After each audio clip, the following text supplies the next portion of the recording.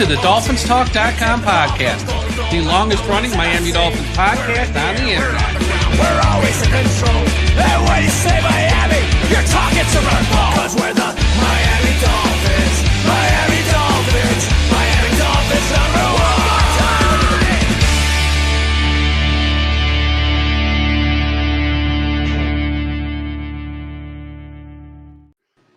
Hello, Miami Dolphins fans. How are you today? And thank you for listening to the DolphinsTalk.com podcast on this Tuesday, October 21st.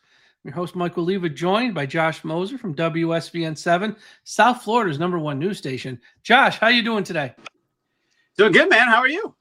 I'm doing okay. Been a busy few days here of work and such, but other than that, doing okay. As we October kind of flew by. It really did. It's kind of flown by as we are at the end of the month here. Yeah, can we fast forward to April?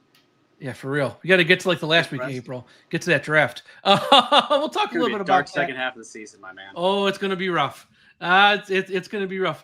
For all the fans who say, I want to tank, which I'm on board with that, although they're not really tanking. They're just bad. I go, most of you fans don't have the stomach for it, because that means about 8 or 9 more games like we saw last week, and most of you can't put up with it. But we'll talk about a lot of that on tonight's show. But before we do that, as always, shout out to the sponsor of today's show, Caneswear. Everyone go to caneswear.com for the best and most affordable Miami Dolphins apparel on the internet. You also have stuff for the Miami Hurricanes. Man, talk about a rough week in South Florida football. Got stuff for the Miami Hurricanes, the Florida Panthers, the Heat, who are starting up here real soon, and the Marlins. They got the most affordable merchandise for all the South Florida teams. So before you look anywhere else, go to caneswear.com. If you're in South Florida, stop by the shop at 2655 South University Drive in Davie. Also, shout out to everyone watching right now at the I Am a Miami Dolphins fan Facebook page. If you're on Facebook, please be sure you are a part of the I Am a Miami Dolphins fan Facebook page. Dolphins Talk Extra, patreon.com/Dolphins Talk this Friday night. Josh and Aaron, not this Josh, our other Josh. Josh, Aaron, and myself are doing a happy hour show where you can join us live on a show like this, but you have to be a Dolphins Talk Extra member, patreon.com/Dolphins Talk. It's $3 a month. It's really cool. And for those of you on YouTube, smash that like button, subscribe to the channel, put up a comment, and yes, super chats are open as well. If you send us a super chat, we'll read it on the air. Ooh. All right, Josh, now that we got through all that, Dolphins lose 31-6 to Cleveland. Now, I didn't pick them to win, but I also didn't think it'd be that bad either. I got to admit, they're outplayed in every facet of the game. Yeah. Kind of reminded me of week 1 where they didn't even show up. Is there anything to take away from this game other than it kind of pushes the narrative forward that the quarterback has regressed significantly? I don't think Tua's regressed significantly. I think it's multifaceted. Realistically, you have no right side of the offensive line. Everything changes with Tyreek Hill not being there. You lost Darren Waller early in this contest. So when Tua was at his best, it's because he had the best possible of what could be put around him. And they did that. But to me, this is kind of what Tua is without an offensive line and without any help. You basically had Nick Westbrook-Akine was your only receiver because Waddle was getting double teamed every time. Like, what do you want the guy to do? But I understand that there was weather. You can't have that many issues with the snap. I think there are 3 of them. The one interception off Devon Achane, all right, it's a bad ball. It's off his hands, bad break. But the other 2 were just egregious. To me, this is kind of who Tua is. I'm not trying to say that he's good. Like, this is Tua. Like, he needs everything to be right at all times. Correct. I mean, he's, Cam Newton, people were upset because they called him a game manager as opposed to, a play. I forget his wording exactly, but Look, he's not a Patrick Mahomes that can do anything when he's got shortcomings elsewhere. Tua has to have everything perfect in order for him to be successful. And obviously what has gone wrong, or could go wrong, has gone wrong this year as far as injuries. But look, they should have never paid Tua in the first place. I've been saying this for years. He's a good quarterback. He's not a great quarterback. Unfortunately, because of the market, that's what a good quarterback was going for, $200 million. You compare him to Trevor Lawrence and, who else got the deal? Justin Herbert. Love. Yeah. Love. I mean, Love is completely different, in my opinion. But this is it.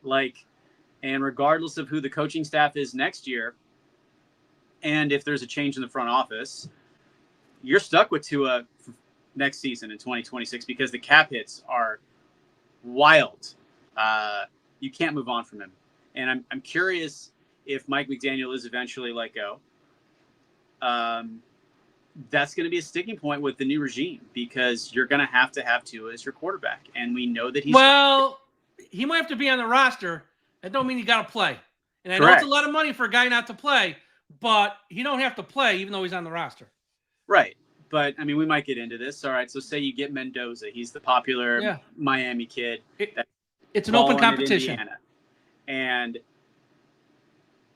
again, it's really hard for a rookie quarterback to come in. It's a little bit different because you have a little bit better roster.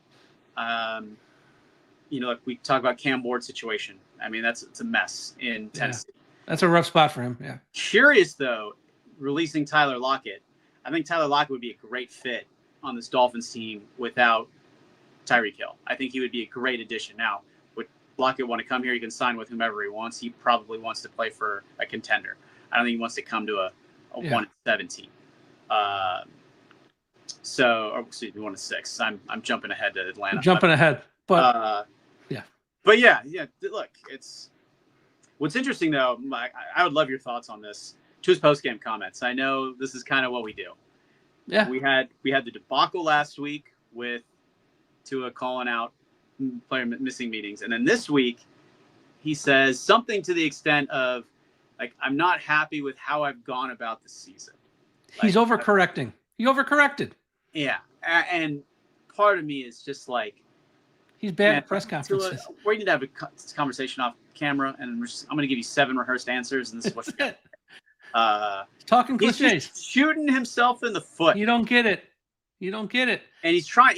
He's coming from a good place. He's trying to do it, but to me, this is the problem because it seems like he cannot communicate what he wants to get across in a post-game press conference. I'm curious if there's any carryover to his teammates and play calling and all of that, because right now it seems like there's a disconnect with what he's trying to say in the post-game press conference and what's coming out of his mouth and what he's thinking.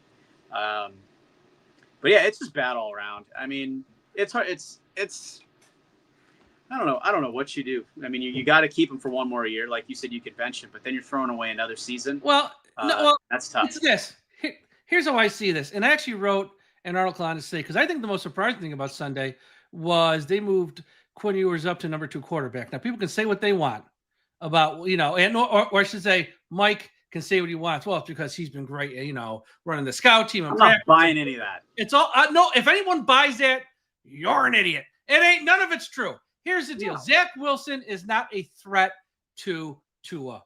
Quinn Ewers, on some level, not a big threat, is threatening because he's young, he's cheap, and he's going to be here next year. Zach Wilson won't be here next year. Now, I'm not saying it's like a threat, but compared to Zach Wilson, he's more of a threat. Not much, but it's a threat of some level. Yeah, you could look at it that way. No, I mean, look, we know that Wilson's a stopgap where they had last year. They didn't have a backup quarterback. They needed somebody better, so they invested in Zach, but he's not going to be here next year. No, he ain't going to be here next year. So why not I look at it as why not give Quinn a chance to see what this guy can do. But gosh, I mean, how ridiculous would it have been that first throw he got picked off? I mean, I know. It was close. But here's my theory, and I want to get your opinion because I spoke to someone else who I respect on this, and they didn't see it my way, but I wrote a whole article on today, which is up on our website. We're at 1-6. Yeah. We're, soon to go 1-7 probably. We're going to be like 1-8, 1-9. Maybe you win one more, 2-8, 2-8. Season's over, folks. Season's over. There comes a point where someone on the Dolphins, and it's not going to be the lame duck head coach, and it won't be the lame duck general manager, has to step up and say, we got to pivot our approach to, I don't care if we win this week. We got to find out what we got for next year. We got to give the next, whoever it is, head coach and general manager, some stuff on tape of these young kids. So when they come in, they actually know what they got. November 30th, they play the Saints at home. I'd go November 30th. Quinn Ewers, from here to the end of the year, you start. You start. It's your job until you get hurt because the season's over. Here's why. If we're going to have a top 5 pick, before we start looking at Mendoza, Moore, Sellers, let's find out if we got someone in the house who might be. 1 year ago this time, this guy was supposed to go in round 1 of the draft. He didn't go in round 1 for a litany of reasons, some out of his control, some in his control. But let's find out for 6 games if he might be an answer. And if not, okay, what did you lose? We're losing anyways with Tua. He's still getting paid. He's still probably going to be here next year. Let's give him a shot, and let's give him a full week of practice, a full week to prepare 6 times, and let's see. What do you have to lose at this point?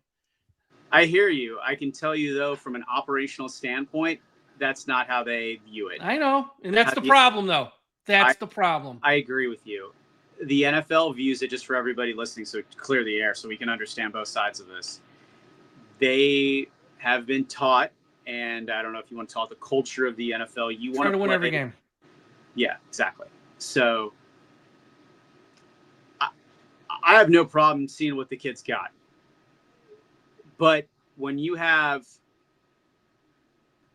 from an agent and a player perspective, like, you want to go out there and you want to win, and you need to put the best players on the field that give you the best chance to win. Because my thing, though, is, Mike, if you bench Tua for the final 6 games, so we'll call it more than the I'll take final 3. I'll take final 2. I'll compromise.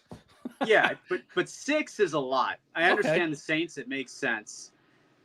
I think it depends on where they're at, but I would like to see. I've got no problem the final 2, but what the message that you are sending to Tua is, you're done. Well, he kind of sent that message to himself when you're throwing 3 interceptions every week. Yeah, but Tua's on the roster next year. You're not getting rid of him. No one's going to take on that money. So now Tua's going to be an unmotivated person all summer. And now he's going to sit. I hope that he doesn't view it that way. But if I'm Tua, like, I'm getting my bread next year, like, I'm done. Like, it is what it is at this point. If that's his attitude, then he's clearly the wrong. Because this, if anything, this should let a fire into him to be like, but I'm going to come in to, like, motivated, comments and everything that he's got going on. Like, I don't know. He's not built to be a franchise quarterback. Some guys are. I said this on the show Sunday Night with Tom. Shaq and Charles Barkley, they often say, when talking about the NBA, some guys ride the bus, some guys drive the bus. The drive the bus guys were Shaq, Charles Barkley, Jordan, Magic Johnson. They were guys, I got this, and just follow my lead. Other guys just ride the bus. They're not really leading. Tua's not a drive the bus guy, but he's in the drive the bus spot. You're getting paid like a drive the bus guy, and that's the problem. So it's like, I agree, but you can't ask him to be somebody that he's not. And the problem is they don't have anybody else to drive the bus. The guys that drive the bus would be Zach Sealer and Jordan Brooks. They have that mentality, but they don't really resonate with the rest of the team. One's an outside linebacker. Yeah, that doesn't work. It's just Zach.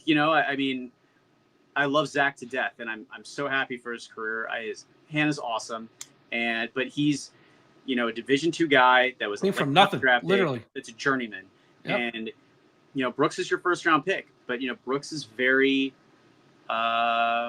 he's very into faith and the Bible, and which is great. But I would say that most of the Dolphins players are not like that. Tua is kind of like somewhere in the middle, and I keep having this. I don't know if we were having this conversation off camera. It's like, I don't think Tua knows who he is, and I think that's a problem. Like, I think he has a lot of internal conflict because he has been such a different person in all of these different stages. And I understand, from 18 to 25, like, you don't know who you are. You're going to grow, yeah. But you saw him take on a personality of Nick Saban. Then Brian Flores, we saw him move into a shell. Then when Mike was here and he was having success early, like, we finally saw like Tua open up a little bit. And now it's like who am I? It's we don't know. And maybe that's just in front of the media. Maybe it's different when he's around his teammates. But right now you've got to find a player to drive the bus. And Jalen Ramsey, I respect him. He knew, and he wasn't the only one who knew. He wasn't the only one who knew. No, but he was the one who was probably the most vocal about it. And I think when you're that good, you can get away. Yeah, and the part that was kind of alarming, which we heard on the CBS on Sunday, which that after that game versus the Chargers, he said what he said. He went home, turned on his phone, and was shocked that he was the lead story. Like the lack of self-awareness to me is like, how did he not know what he was going to like? He's a starting quarter. He's one of 32. He's one of the higher paid quarterbacks in the league, in the most popular sport in America on a Sunday afternoon. And when you say that, how did you not think it was going to make headlines? Like he said, they were saying from when they talked to him that week, like he was flabbergasted that this was even news. What did I say that was wrong? Like how and then this week, what he said, almost in the opposite way, but since he really didn't throw anyone else under the bus other than himself, it's like, well, whatever. He's just throwing himself under the bus. Who cares? It's just, I don't get it. He's a unique person. That's not saying he's a bad person. He's unique in that you could talk to 200 NFL players. Not one of them is going to act like in any way. He marches to his own drummer, and I don't know if that's conducive to being a face of the franchise quarterback. Now, he's paid like it. They're stuck with him, like you said, for another year probably. But me, again, take the part of Quinn Ewers. Say he doesn't start any games this year. Who cares? Then they got to go into this upcoming 2026 NFL draft where they're going to be picking, 5, 4, 3, 2, 1. Let's just call it what it is. Find a quarterback, and you got all three guys, open competition. That's it. No one's handed nothing. And if that hurts his feelings, so many other pieces.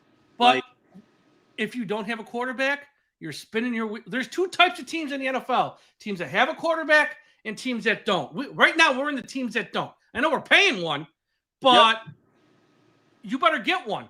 And that doesn't mean he has to start week 1 next year. Maybe he only starts the second half of next year, because then at that point next year, like, well, he really gone after this year too. I ain't got to worry about it now. Who cares about his feelings and all that stuff?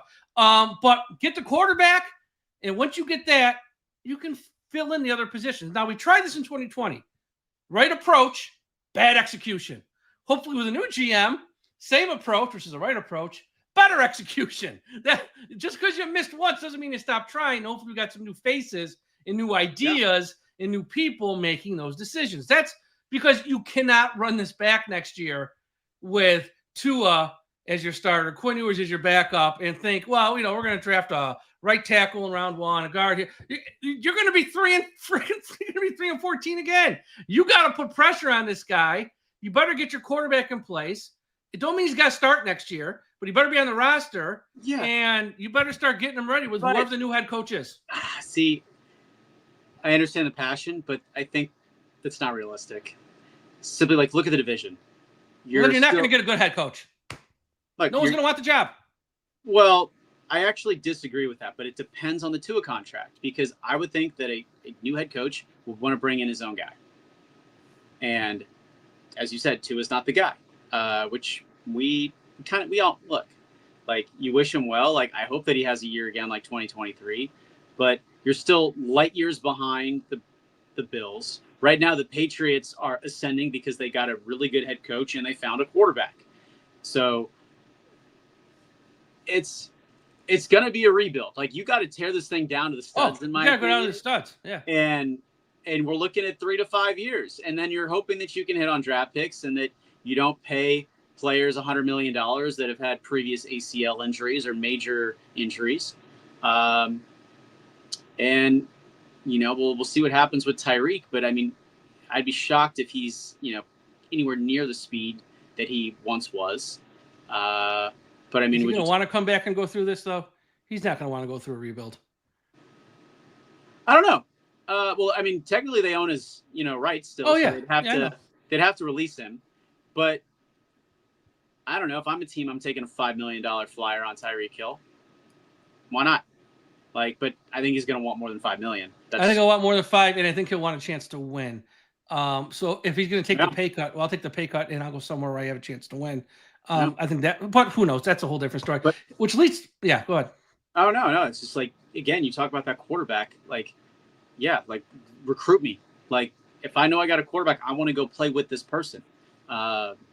And right now, Tua doesn't seem like he has the pizzazz or the moxie to be the person to go out and recruit guys and have guys actually say, like, I believe in you, and I'm going to come sacrifice myself in my career to come be in Miami.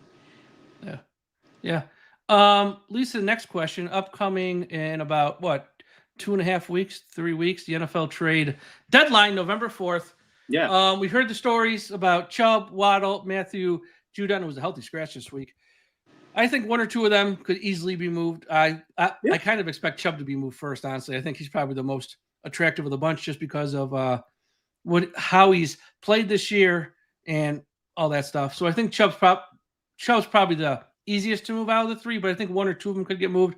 The reports last week on Waddle and Achane, here's what I'll say. The Waddle report, I swear most people didn't read the report. It came from SNY. All it said was the Giants are going to call Miami about Waddle. It didn't say Miami's shopping Waddle. Miami wants to move. The Giants can call till they're blue in the face. Let them. My point is there is nobody on this roster, with the exception of maybe Patrick Paul, in my eyes, that's untouchable. Now, I know some people say I wouldn't trade Waddle, I wouldn't trade Achane. That's fine. I totally understand that, and I'm not going to push back hard on that. But outside of like one or two players, anyone can be had for the right price. Are you feeling the same way? I mean, there's a couple guys you might want to hold on. I mean, it depends Chop, on the I probably price. want to hold in Chop. Yeah, I mean, I think we had a conversation on this show a couple weeks ago about Achane. Achane is going to ask for some dough, and if I'm his agent at Rock Nation, I would not let him step on the field next year without an extension going into his final year of his deal. To me, without this team, without him, like, this offense is nothing. He is the offense. It's run him, throw it to him, oh, punt. It's him. So I think he provides a lot of value, but I think, are you giving up Achane for a first-round pick? Is a team offering a first-round pick for Achane? Well, here's what I think about Achane. There's no reason to trade him now because I want to know what the new head coach is going to think about him. If the new head coach really values him and wants him, then we're paying him, we're keeping him. But every team will value him. He's an instant. Yeah, and you could argue that he's too small, but he really hasn't had any major injuries. He had the calf for a little bit. But his speed, to me, he's a premier player in this league. And I think if he were playing in a different market, he would get a lot more love nationally. But to me, he's the best player on the field. He's the most consistent player on the field, and he's a building block, along with Patrick Paul. Yes. He'd be the only one. You're right.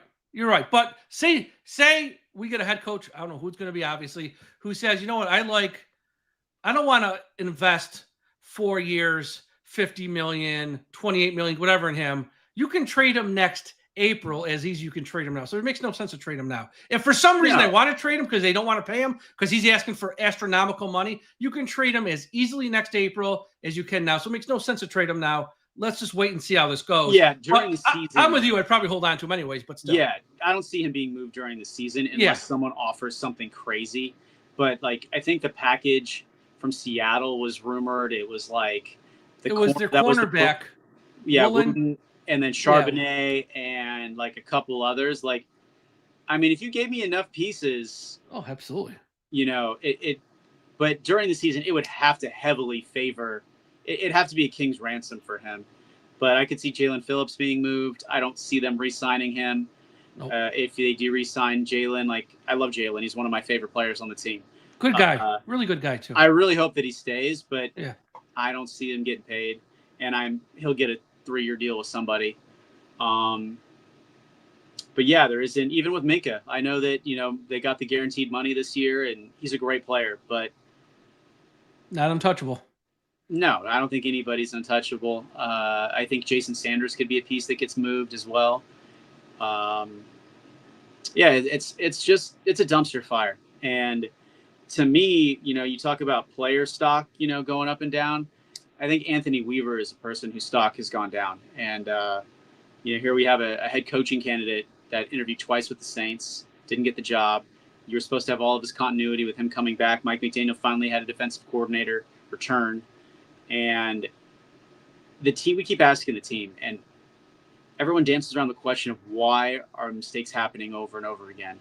And the coaches will say, we tell them what they need to do. They're just not executing it. I think part of it's lack of talent. Yeah. Yeah, but why? Yeah, we're talent. But like, why is the message not getting across? Why are we making the same mistakes twice? And I understand, hey, Jack Jones had a couple good plays, but like, he's the number 4 corner on most teams, and he's having to start here.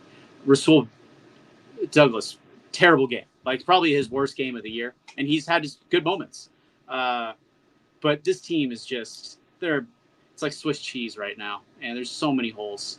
And it's hard. I mean, walking around that facility, it's brutal. It was sad last weekend in the press box. It was just, everyone's down. Like, even at like halftime. Yeah. It was 2 weeks ago, they were in the game. Like, and they were just, there's no energy. I feel like everyone's walking on eggshells. And I think everyone knows what's going to happen and what is about to happen. Yeah. That's why, again, I understand. Look, I don't own a team, so I've never been in those shoes, so I don't even want to speak for Mr. Ross. But it's like everyone's just waiting for their phone to go off with the alert that Mike McDaniel's been fired, because it's just everyone knows it will happen. And I think, we've had this talk too, like, what do you gain by letting a coach go in season? Well, you gain nothing essentially, except for one thing. You tell your fan base, you send a message to them. I'm as mad as you about this. I'm as upset as you about this, and this is unacceptable. That's all you gain, but that's a lot to gain. Your I don't fan think base so. right now. I don't think they look at it that way. Well, then they're lost and confused if they don't value their fan base that much. Then I don't think the owners value their fan base at all. Well, if you want me to be, I'm not shocked by that. No. Yeah, I mean, here's the question: is who do you have in that building that is going to give you a better chance to win than Mike McDaniel? And well, nobody. It's not about winning though. It's about just look, rip the Band-Aid off. Put this guy out of his misery. It's not working. The team doesn't respond to him. Clearly, the team doesn't respond to him because they go out there with no effort on Sunday. There was no effort last week, just like there was no effort week 1. Maybe at home games there's some effort because they're playing in front of family and friends. But these road games, they're awful. And I hate to break it to people, Atlanta this week might be worse than it was against Cleveland because Atlanta's a way better team, and they ain't going to stop Robinson to save their lives. It's going to be ugly this week. It's going to be ugly this week. Right, so but it's like you're not going to give the team to Weaver. Arguably, I think I agree. He could be fired for, cause. Although today, from Sports Illustrated, Albert Breer said Miami should probably hand the team over to Weaver just so they can see what they got. And I'm saying to myself, Albert, we've seen what we got for 7 weeks. It ain't there. I mean, I understand there's not a lot of help for him on that side of the ball. He's working with it's a lot of rookies and a lot of guys no one else wanted. But I muted myself. It's really, really bad. Yeah, to me, the move would be Eric Studesville, who's got experience. John Embry. Those are my 2. But are they better than Mike McDaniel? Who's going to call plays? Frank Smith ain't calling plays. Hand over to Bevel. He's called plays before for a Super Bowl team. He'll be fine. But I don't know. I think, the other thing, too, is just you look at Mike McDaniel and you just physically see how, like, he's beaten. Just there's nothing left. And I'm wondering, I like Mike. I'm a Mike fan. I'm wondering if he's more of like a Josh McDaniels, where he would be a really good OC and have him focus on that, have him nurture the quarterbacks and get them better, and have more of a strong personality be the head coach. And I agree. I think that he would be really successful in that role. And I really hope that he gets an opportunity. But, it kind of seems like, the writing's on the wall. I know Mike says what he says. He's not going to address it, and, he's going to coach. He's not worried about that. But,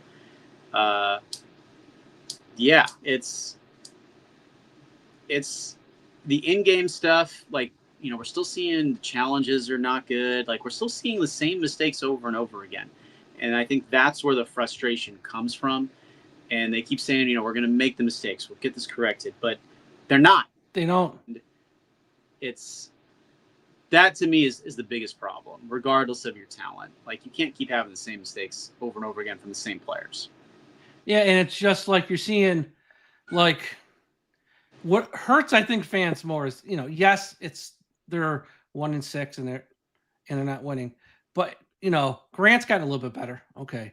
Jonas Vainaya looks so overmatched out there. And these offensive linemen on IR, they're still on IR. They said it'd only be a month. Well, we're well past a month now. It's like once they can come back from IR, you can finally put this kid on the bench. Not because I think he's going to be terrible forever, but give this kid a break. He cannot play right now. He needs a mental rest more than anything. But they got to keep putting him out there because they literally have nobody else. And these guys are on IR every week. It's like, are they ever going to come off IR? Well, the more week after week you lose. There's no reason to have him come back, which hurts Savaiinaea because he really needs a break, and there's no one to give him a break right now. Well, that's a two-way street. So I believe Daniels has a pec strain. Is that right? Yes. So how do I want to say this? These are conversations that agents have with the front office. No one can tell you how you feel. Exactly. And it's like whiplash. I have it. No, you don't. Prove it. That's pretty much it. And am I going to go out there with an 80% healed situation, or should I wait 3 more weeks and make sure it's 90, 95? I would wait 3 more weeks. And then if we're 1 in 10, say, I'm not coming back. Yeah. Yeah, we need to bring Teron Armstead on. And I think I'd love that. He'd be a really good person to talk about this topic with because he lived it. But right now, I mean, we've kind of talked about this too. It's everyone is going to be playing for contracts. They're going to be playing for themselves. We had this a few weeks ago with the missed tackles in what was the other road game before the Jets? Sorry, I'm turning around. Carolina. The Bills? Carolina. Oh yeah. Carolina. After. And, they were going for the punch outs and stats and not tackling because they need the turnovers because that's what gets you paid. But yeah, this team is splintered. It sucks. It's going to get worse before it gets better. I've never covered a team that's been this bad. I know a lot of players on this team have never been a part of a 1-6 team. Actually, they were 1-7 under Flores, and then they won. 1-7, and then they ran off like 7 in a row. I think they finished 9-8. I want to say. Yeah. But it's. I mean, if you there's been a lot of comparisons to the 2017, which I know you weren't here for, and I had a conversation with Seth Levitt, who was still here in 07. He worked for the team, and he was like, "This is not as bad as the 07 team," which I said, "Seth, it is," because the 07 team had a first-year head coach, no quarterback, no expectations. So yes, they went 1-15, and it was surprising that they were that bad, the whole thing. But there was no expectations going into that year. This year, you got a 4th-year head coach, a $200 million quarterback, and most people thought at worst they would compete for a wild card spot at worst. And this has blindsided probably most of your fan base, not all, most of your fan base. Your quarterback, they just paid the wrong guy, and your head coach is about to lose his job. To me, this is worse of a season because this wasn't expected on any level to be this bad. Maybe they were to win 6-7 games.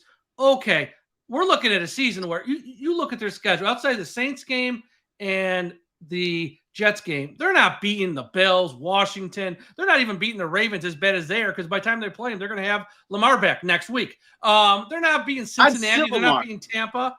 Yeah. They don't need Lamar to beat them. Exactly. Just turn and hand off to Henry.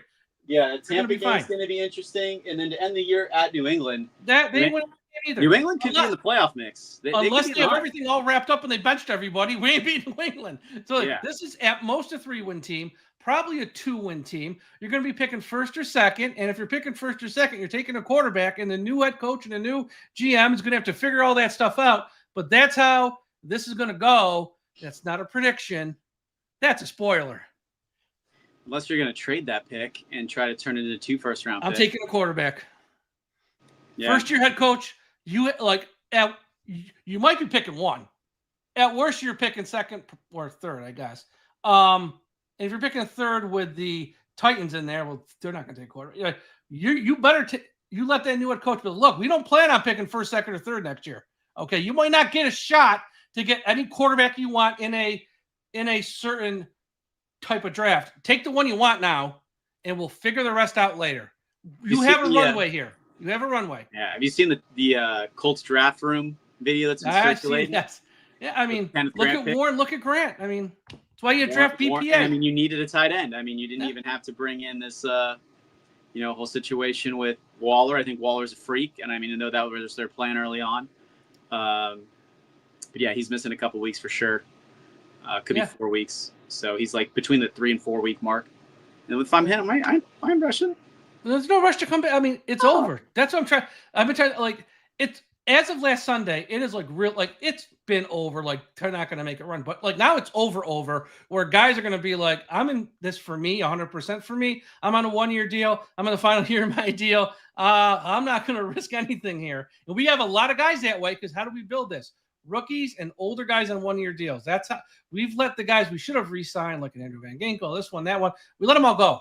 So there's none of those core guys who are on like the middle of a 3-year deal or it's all rookies and guys on 1-year deals. So the guys on 1-year deals like peace out, and the rookies are rookies. You can't depend on rookies. No, but I think that the hardest thing for me is Zach Sealer and even Minka. Like, these are 2 leaders on your football team, and they're making a shit ton of mistakes. And I'm trying to overcompensate, which and it's tough because like Sealer's going to be here. Like, he wants to be here. He's not going anywhere. He's a cornerstone. Yeah. And I don't think a team would trade for him, to be honest with you. I don't know what you'd get in return, but I think he's one that'll stay. I know Chop Robinson's been battling injury. To me, he's been a ghost. No, he's a keeper too. I keep him. Yeah, you haven't seen him though. It's just like how these guys. But like you said, you gotta field a team on Sunday regardless. Yeah. So put in Quentin Bell, bring Judon in. Rest Chop for a game. I mean. But then again, roster bonuses depending on how your salary structure. Well, there's that too. Yeah. Some players are getting $250 for walking on the field. I'm playing hurt. I need that $250,000. It's a lot of money for it's a lot of money for some guys. Not everyone's a millionaire. Not everyone is a multimillionaire who plays in the NFL. That's what some fans don't I'll play steak for understand. $250,000. Yeah, exactly. He'll go out there and get lose essentially because I'm not running over the middle like Todd Washington. No, and this whole talk. Sorry, my bad. Just to wrap this up too. Waddle, not untouchable. If some team gave me enough, I would trade him in the New York Minute to the Giants or anywhere else. I like the guy, but I'm not against trading. He has a great contract. I'll take a second and a fourth, a second and a player could help. He was He was a top 10 pick. But we screwed up. That's the thing. We have to face reality that our general manager screwed all this up, and now it's time to sort of fix it on some level. I'm not saying I'm out there picking up the phone shopping them, but if someone gave me the right offer, and I don't know what the right offer is, I'll know it when I hear it. I might not say no. That's all I'm saying. I might not say no. If you gave me a second and a third, I would probably say yes. Exactly. Like, he's yours.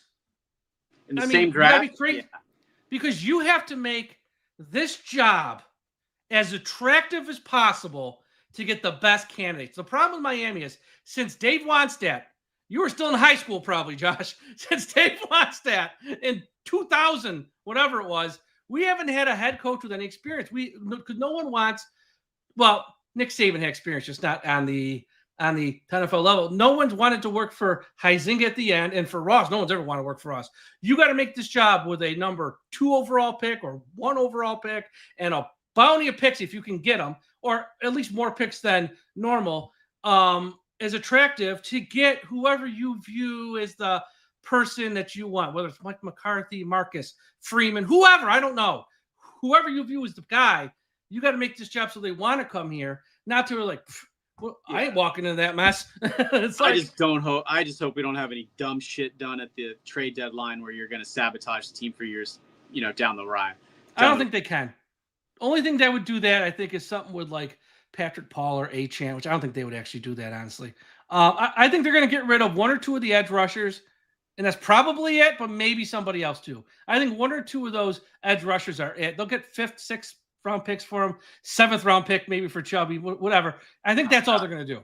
I don't think it's going to be a total fire sale. I think 2 players are leaving, and that's probably it, unless there's a crazy offer for like Waddle, which then you have. But I think that's really it at the end of the day.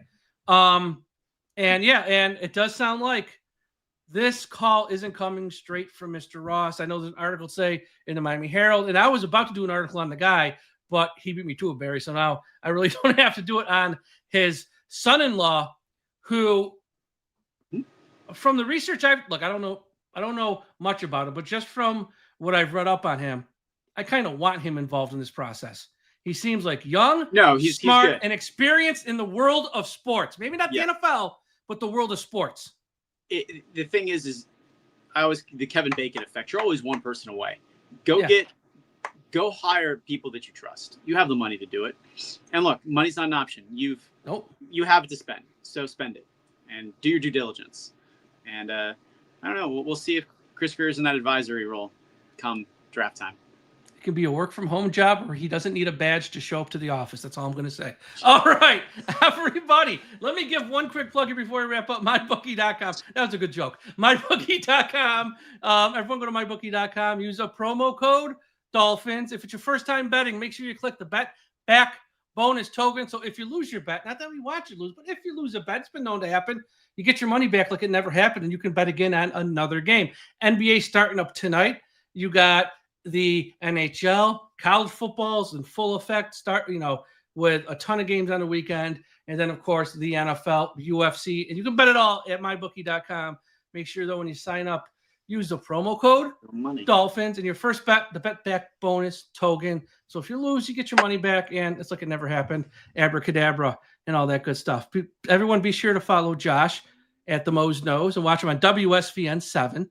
South Florida's #1 news station. And check out the website, DolphinsTalk.com. I got a bunch of new articles up this week. Check it out. I got one on Chris Shula, who should get a head coaching job, just not in Miami, because that pressure of that last name will crush that poor kid. And I don't think that would. I know the Rams are good, and he should get a head coaching job. I don't know if it should be in Miami.